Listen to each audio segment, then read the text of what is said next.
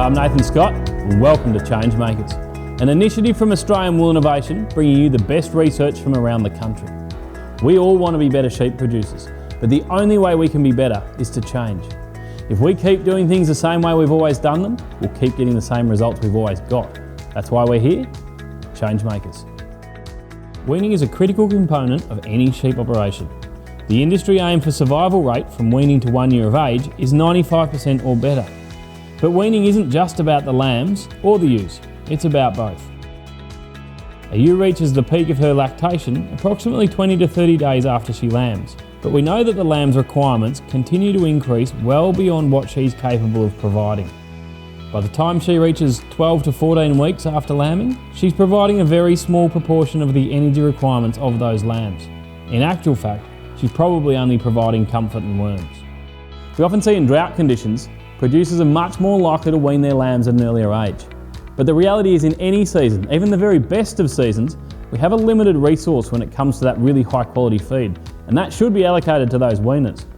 If we can put that best quality feed in front of our weaners, they won't just survive, but they will thrive.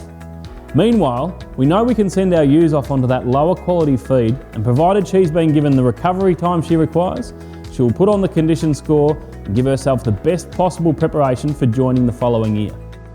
If we don't wean lambs until 20 weeks from the start of lambing, that only provides the ewe with 11 weeks to recover before the next joining. If, however, we wean lambs no later than 14 weeks from the start of lambing, that provides the ewe with a full 17 weeks of recovery and gives them the best possible opportunity to express their reproductive potential the following year. While the timing is important, just as critical is the live weight of the lambs at weaning. We know that there is a direct correlation between live weight of weaners and weaner survival. Your target weaning weight should be 45% of the standard reference weight of your mature ewe flock. Now, if you don't know your standard reference weight, you'll find the standard reference weight calculator at wool.com/weaning.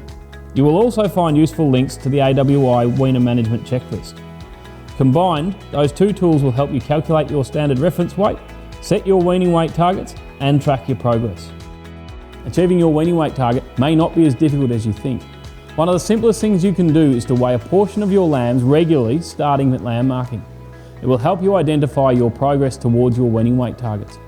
And if you do have a portion of lambs that won't reach your weaning weight target, you can still wean them, but you need to manage them preferentially from that point forwards. If you can set your whole production system up with the nutrition required, you can easily achieve your weaning weight targets and achieve great growth rates well beyond weaning.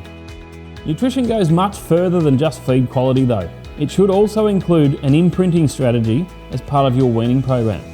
You should imprint lambs onto any feed type, feed method, even water source and trough type that they'll be likely to encounter in their lifetime. Trials have clearly demonstrated that lambs introduced to grain with their mothers consume significantly more grain and move on to supplementary feed more quickly, even when they only saw grain again for the first time 3 years later. And last but not least, give consideration to the psychology of the lambs to set them up for a lifetime of productivity. They've spent their whole life following and never leading. For that simple reason, if we just draft them off and let them out into a large paddock, they will run and run and run, because everyone is following and no one is leading. The smaller your mobs are at weaning, the quicker they'll settle, and the easier it is for you to track the growth rates from that point forward. Simply holding them in a small holding paddock, educating them to you, your dogs, your vehicles and each other will allow them to develop their own mob dynamic before you let them out. We want lambs to leave with their heads down feeding, not running off into the sunset. Weaning should never be a last resort. It should be an important component of your farm business every year. We know that a timely and well-executed weaning will have a positive impact upon the joining performance of the ewe the following year and a positive impact upon the lifetime reproductive performance of the lambs. So even if you're already achieving good weaning results, whatever we do well today, we can do better tomorrow.